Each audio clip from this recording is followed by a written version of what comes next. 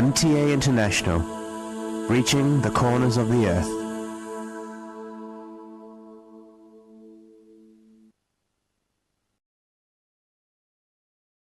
اس وقت ہم سیدنا حضرت امیر المومنین خلیفۃ المسیح رابع ایدہ اللہ تعالیٰ بنصر العزیز کا ایک تاریخی خطبہ جمعہ آپ کی خدمت میں پیش کر رہے ہیں۔ حبیبنا صلی علی محمد صلی علی حبیبنا صلی علی محمد صلی علی رسولنا صلی علی محمد صلی علی رسولنا صلی علی محمد صلی علی محمد صلی علی محمد أشهد أن لا إله إلا الله وحده لا شريك له وأشهد أن محمدا عبده ورسوله أما بعد فأعوذ بالله من الشيطان الرجيم بسم الله الرحمن الرحيم الحمد لله رب العالمين الرحمن الرحيم مالك يوم الدين إياك نعبد وإياك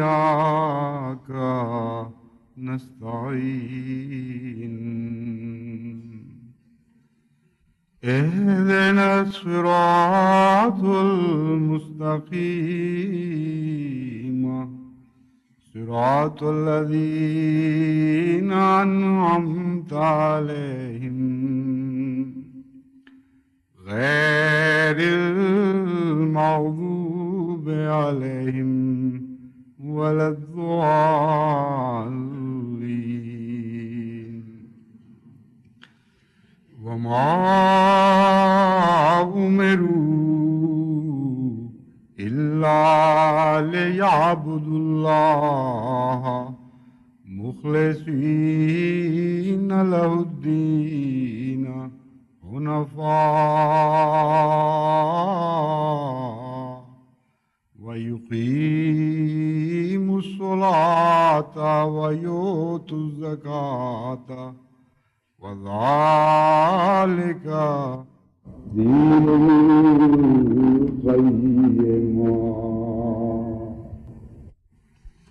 قرآن کریم نے مذاہب کا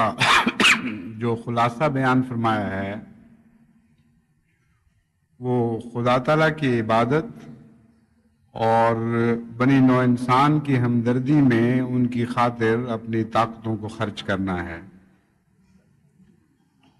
اور قرآن کریم فرماتا ہے کہ یہی وہ دین قیمہ ہے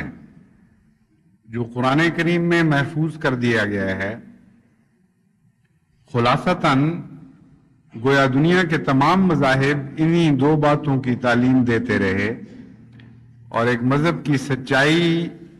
کی پہچان اس سے بہتر نہیں ہو سکتی کہ اس میں یہ دونوں اجزاء شامل ہوں۔ وہ مذہب جو خدائے واحد کی عبادت کی تعلیم نہیں دیتا اور بنی نوع انسان سے قطع نظر مذہب و ملت، ہمدردی اور پیار اور شفقت کی تعلیم نہیں دیتا، اس مذہب کے متعلق اس کسوٹی کے لحاظ سے ہم کہہ سکتے ہیں کہ یا وہ شروع سے ہی جھوٹا تھا یا بعد میں اس میں جھوٹ شامل کر دیا گیا ہے۔ بس تمام انبیاء جب بھی دنیا میں آئے انہوں نے یہی دو تعلیمات اپنے ماننے والوں کو دیں. چنانچہ قرآن کریم ایک اور جگہ انبیاء کا ذکر کرتے ہوئے فرماتا ہے وَجَعَلْنَاهُمْ أَئِمَّةً يَهْدُونَ بِأَمْرِنَا وَأَوْحَيْنَا إِلَيْهِمْ فِعْلَ الْخَيْرَاتِ وَإِقَامَ الصَّلَاةِ وَإِيتَاءَ الزَّكَاةِ وَكَانُوا لَنَا عَابِدِينَ، کہ ہم نے ان سارے انبیاء کو امام بنایا تھا، اور ایسے امام جو مہدی بھی تھے، یعنی ہم سے ہدایت پا کر پھر آگے حکم جاری کرتے تھے. اپنی طرف سے ہدایتیں نہیں دیتے تھے بلکہ ہماری ہدایت کے تابع مہدی ہوتے ہوئے آگے حکم جاری فرمایا کرتے تھے. وَأَوْحَيْنَا إِلَيْهِمْ، اور ان سب انبیاء پر ہم نے جو وحی کی اس کا خلاصہ یہ ہے فعل الخیرات، کہ اچھے کام کرو، وَإِقَامَ الصَّلَاةِ، اور نماز کو قائم کرو، وَإِيتَاءَ الزَّكَاةِ، اور بنی نوع انسان کی ہمدردی میں اللہ کی خاطر خرچ کرو. وَكَانُوا لَنَا عَابِدِينَ، اور یہ سارے کے سارے ہماری عبادت کیا کرتے تھے. گزشتہ سال جب اللہ تعالیٰ نے جماعت احمدیہ کو یہ توفیق عطا فرمائی کہ 500 سال کے بہت ہی دردناک تعطل کے بعد اسپین میں پہلی مسجد کا افتتاح کرے، تو اس کے بعد حمد اور شکر کے طور پر میں نے بیوت الحمد کی تحریک کی، کیونکہ عبادت کا بنی نوع انسان کی ہمدردی سے گہرا تعلق ہے، اور میرے ذہن میں یہی تعلق تھا جس کی بنا پر میں نے مسجد کا شکرانہ ادا کرنے کے لیے ایک اور نیکی کی تعلیم دی کہ اس کا دوسرا پہلو عبادت کا، یعنی بنی نوع انسان کے ساتھ خدا کی خاطر تعلق اور ان کی ہمدردی کرنا، یہ بھی پورا ہو جائے، اور یہ ایک شکرانے کا اظہار بھی ہو جائے اپنے رب کے حضور. چنانچہ اب جب مسجد آسٹریلیا کی بنیاد ڈالنے کی توفیق ملی ہے تو میں اسی تحریک کو دہرانا چاہتا ہوں اس سال کے لیے، بلکہ میرے ذہن میں یہ نسبتاً زیادہ وسعت اختیار کر چکی ہے، اور میں یہ تحریک کرنا چاہتا ہوں کہ ہر سال اللہ تعالیٰ اپنے فضل سے مساجد کی توفیق تو دیتا ہی چلا جا رہا ہے، اور عبادت کرنے والے بھی دن بدن جماعت احمدیہ میں بڑھ رہے ہیں. اس لیے نبوت کے دوسرے پہلو کا حق بھی ساتھ ساتھ اسی طرح ادا ہوتے رہنا چاہیے. غرباء کی ہمدردی میں جو مختلف تحریکات جماعت میں جاری ہیں اور ہمیشہ سے جاری ہیں،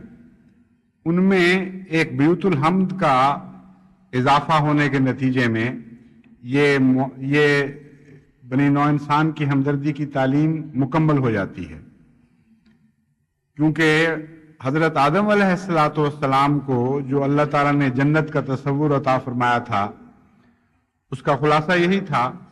جسے آج کل کی زبان میں روٹی، کپڑا اور مکان کہتے ہیں. اور یہ وہ تعلیم ہے جو انسان نے اپنی طرف سے اپنی ترقی کے انتہا پر جا کر سیکھی. اور خدا تعالیٰ ہمیں بتاتا ہے قرآن کریم میں کہ ہم نے تمہیں جب تہذیب دینی شروع کی تو اس کے آغاز میں پہلی تعلیم یہ تھی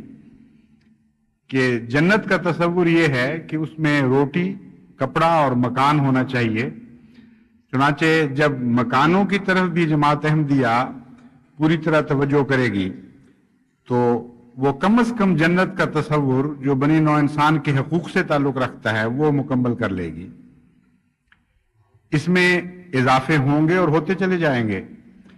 کیونکہ حضرت صلی اللہ علیہ وآلہ وسلم کی تعلیم نے اس میں بہت ہی زیادہ حسن پیدا کر دیا ہے اور بہت ہی وسعت پیدا کر دی ہے. لیکن جیسا کہ تمام احباب کو علم ہے، جماعت کو، کہ ہمارے اوپر ذمہ داریاں دوسری اتنی زیادہ ہیں جو عبادت سے تعلق رکھنے والی بھی ہیں اور خدمت خلق کے دوسرے تقاضوں کو پورے کرنے والی بھی ہیں، کہ ہم اپنی خواہش کے مطابق فی الحال غربا کی ہمدردی میں اتنا خرچ نہیں کر سکتے جتنا کہ تمنا ہے،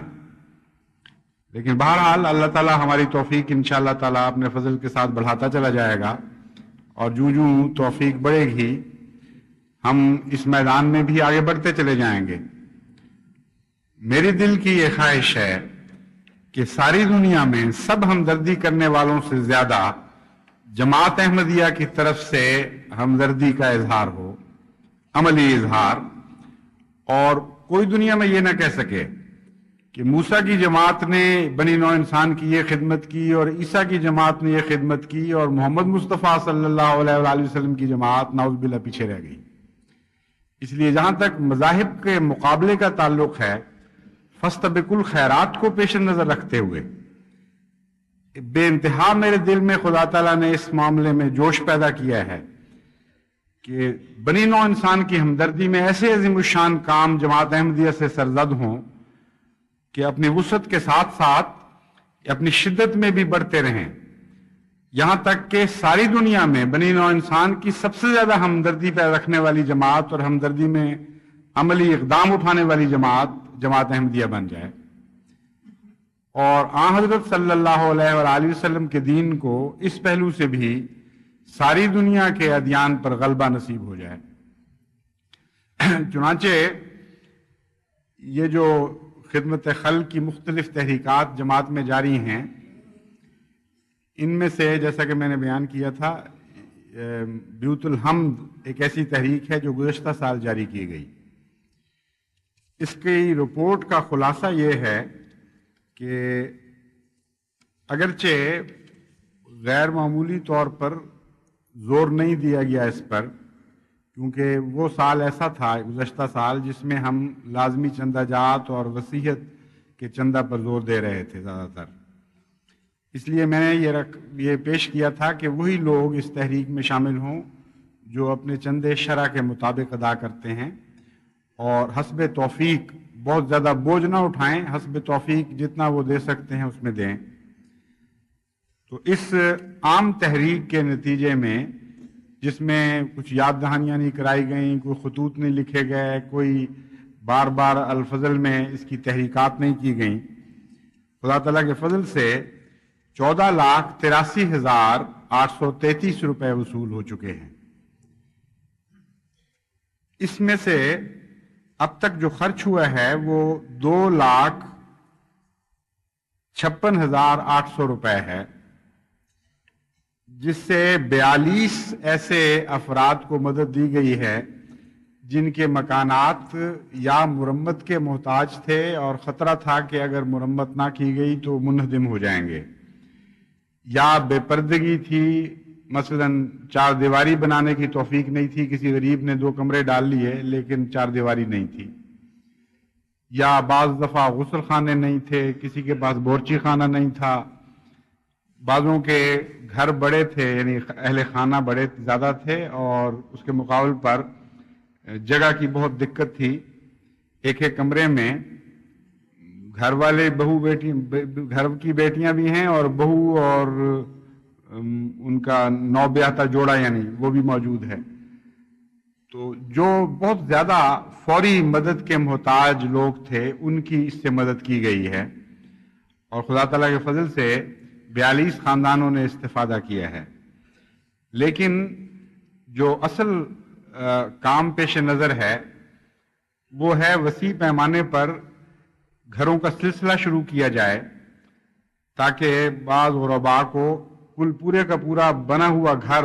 مہیا کر دیا جائے۔ اس کے لیے میں نے ساتھ ہی یہ تحریک کی تھی کہ ہماری جماعت کے آرکیٹیکٹس اور انجینئرز وغیرہ وہ اسکیمیں بنا کے بھیجیں کہ سستے اور اچھے اور خوبصورت اور عام ہمارے ملکی حالات کے لحاظ سے دونوں موسموں کے اعتبار سے موزوں کیسے مکان بنائے جا سکتے ہیں، اس کے اوپر محنت کریں اور کام کریں۔ تو کئی انجینئرز نے جو منصوبے بھیجے ہیں وہ خدا کے فضل سے اس وقت زیر غور ہیں، اور انشاءاللہ تعالی ان میں سے اگر کوئی اچھا مل گیا تو اس کے مطابق ہم یہ سلسلہ شروع کر دیں گے تعمیرات کا بھی۔ زمین بھی زیر نظر ہے، وہ انشاءاللہ تعالی حاصل کر لی جائے گی. تو کالونیز ایسی بنانے کا خیال ہے جس میں گھر مکمل کرنے کے بعد پھر بعض ایسے خاندانوں کے سپرد کر دیے جائیں جو غربت کے علاوہ جماعتی اخلاص اور خدمتوں میں بھی نمایاں ہوں، کیونکہ جہاں تک ضرورت کا تعلق ہے وہ تو غیر محدود ہے. لازماً ہمیں اختیار کرنا پڑے گا، پہلے بعض لوگوں کو ترجیح دینی پڑے گی، کوئی ایسا طریقہ کار ڈھونڈنا پڑے گا جس سے زیادہ مستحق سامنے آئیں. چونکہ ربوہ میں رہنے والوں کو ہم باقی شہروں کی نسبت زیادہ نیک، زیادہ خدا ترس دیکھنا چاہتے ہیں، اس لیے تقویٰ کو بھی اس معیار میں داخل کیا گیا ہے. ویسے یہ بات یاد رکھیں کہ خدمت خلق میں تقویٰ کے معیار کو پیش نظر رکھنا شرط نہیں ہے، بلکہ قرآنی تعلیم تو بعض منافقین اور ظالموں پر خرچ کرنے سے بھی نہیں روکتی، بلکہ بعض صحابہ نے جب قسمیں کھائیں کہ ہم فلاں گندے لوگوں پر خرچ نہیں کریں گے تو وہ آیت قرآن کریمہ نازل ہوئی، لا یاتل اولو الفضل منکم، کہ تم میں سے جو صاحب فضیلت لوگ ہیں وہ ایسی قسمیں نہ کھائیں کہ فلاں پر ہم خرچ نہیں کریں گے اور فلاں پر خرچ نہیں کریں گے. اس لیے یہ مراد بہرحال نہیں ہے کہ غریب کی ہمدردی کے وقت لازماً نیکی کو ملحوظ رکھنا چاہیے. مرکز کے تقاضوں کے پیش نظر ایک زائد شرط ہمیں عائد کرنی پڑے گی، کیونکہ یہ تو مجبوری ہے، ہم ہر ایک کو تو بنا کے دے ہی نہیں سکتے فی الحال. یعنی جب خدا توفیق بڑھائے گا تو پھر جتنے زیادہ مکان جماعت دے سکے گی دے گی، لیکن فی الحال ہمیں مجبوراً کچھ ایسی شرطیں رکھنی پڑیں گی کہ دائرہ محدود ہو جائے. اس اسکیم کی جو میں وسعت دینا چاہتا ہوں وہ یہ ہے کہ جلسہ جوبلی تک ہم 1 کروڑ روپے کے، کم از کم 1 کروڑ روپے کے مکان غرباء کے لیے مہیا کر دیں. یعنی ہر سال جو 100 سال گزر رہے ہیں جماعت کے، ان کے اوپر صرف 1 لاکھ روپیہ اگر ہم ڈالیں تو 1 کروڑ بن جاتا ہے. تو 1 کروڑ مکانات کے لیے، میں 1 کروڑ مکانات بھی ہوں گے انشاءاللہ بعد میں، لیکن فی الحال 1 کروڑ روپے کی میں تحریک کرنے چاہتا ہوں. میرا گزشتہ سال کا وعدہ 10,000 روپے تھا جو میں نے ادا کر دیا تھا، بہت ہی معمولی رقم تھی، لیکن اللہ تعالیٰ نے بہرحال توفیق عطا فرمائی. میں اپنے اس وعدے کو بڑھا کر 1 لاکھ کر رہا ہوں، اور آئندہ 4 سال میں انشاءاللہ تعالیٰ یہ وعدہ مکمل کر لوں گا. اور باقی دوست جو لاکھ وعدے کر چکے ہیں وہ غالباً 3 یا 4 اور ہیں. تو اس کا مطلب یہ ہے کہ اگر ہم 4 اور ہوں تو 5 لاکھ کا تو اکٹھا اس طرح انتظام ہو گیا. جو اس سے پہلے وعدے آ چکے ہیں ان کو شامل کر لیا جائے، یعنی ان 5 لاکھ کے علاوہ، تو میرا اندازہ یہ ہے کہ اگر ہمیں 80 آدمی 1 لاکھ کے وعدہ کرنے والے مل جائیں تو انشاءاللہ تعالیٰ بڑی آسانی کے ساتھ یہ معاملہ طے ہو جائے گا. لیکن کوشش یہ کرنی چاہیے کہ ادائیگی میں جلدی کریں، کیونکہ 100 سالہ اسکیم کا یہ حصہ بنانا چاہتا ہوں میں کہ اس سال جس سال ہم جشن منا رہے ہوں، ہماری خوشیوں میں بعض ایسے غریب شامل ہوئے ہوں جن کے پاس پہلے کوئی مکان نہیں تھا،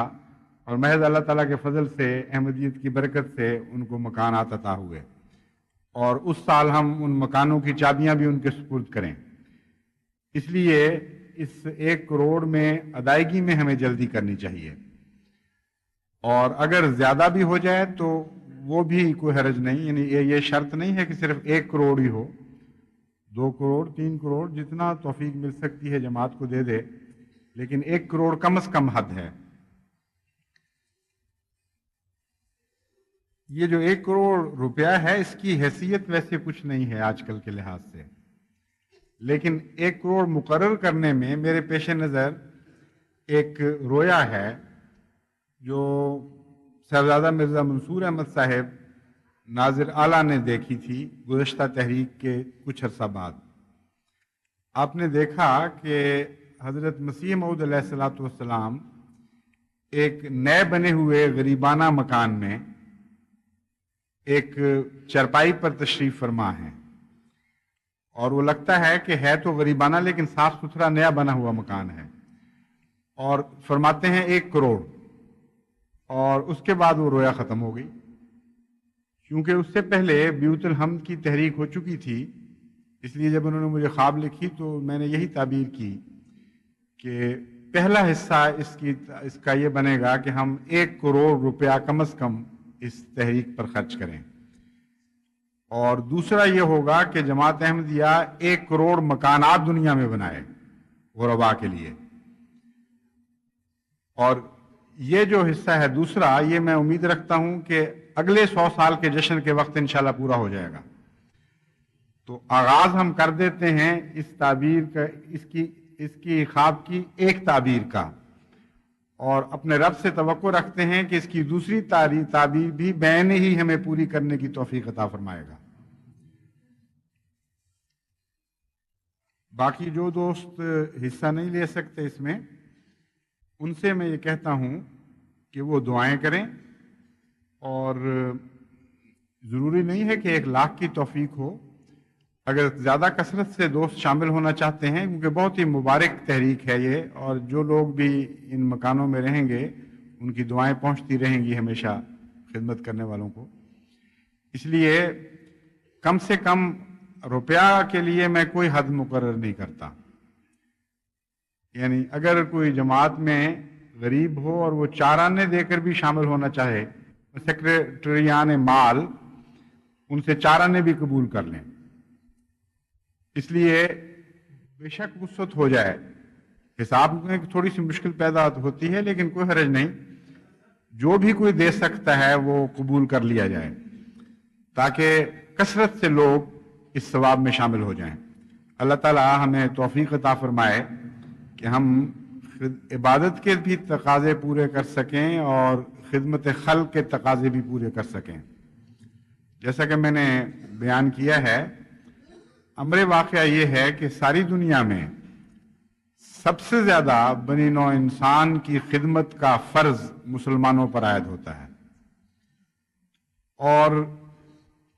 دنیا کی کوئی تعلیم ایسی نہیں ہے جس نے بنی نوع انسان کی خدمت پر اتنا زور دیا ہو، لیکن بدقسمتی سے اس وقت عالم اسلام کو ساری دنیا کی قوموں میں سب سے کم توفیق مل رہی ہے بنی نوع انسان کی خدمت میں خرچ کرنے کی۔ عیسائیت کے نام پر جتنے شفاخانے جاری ہیں، جتنے اسکول کھولے گئے، جتنے دیگر ہمدردی کے کام کیے گئے، سیلابوں میں، مصائب میں چرچ کی طرف سے جو خرچ ہوتا ہے، جب اس پر نظر پڑتی ہے تو دل کٹ جاتا ہے کہ جن کے سپرد اللہ تعالیٰ نے کام کیا تھا ان سے وہ لوگ بازی لے گئے ہیں جن کے سپرد کسی زمانے میں چھوٹا سا کام ہوا تھا، اور اب ان کو کام ملازمین سے فارغ کر دیا گیا ہے، اب خدمتیں ان سے لی جا چکی ہیں، لیکن وہ اپنے طور پر وہ خدمتیں کر رہے ہیں،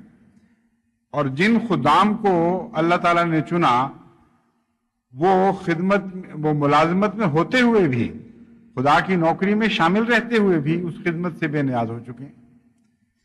یہ ہے وہ خطرناک صورتحال جس کے لیے ہر احمدی کے دل میں تڑپ ہونی چاہیے، اور کوشش ہونی چاہیے کہ جلد از جلد ہم خدمت کے ہر میدان میں حضرت صلی اللہ علیہ وآلہ وسلم کا جھنڈا دنیا کے ہر قوم کے سردار سے اونچا بلند کریں۔ یہی ہماری دعا ہے، یہی ہماری تمنا ہے، خدا تعالیٰ ہمیں پوری کرنے کی توفیق عطا فرمائے۔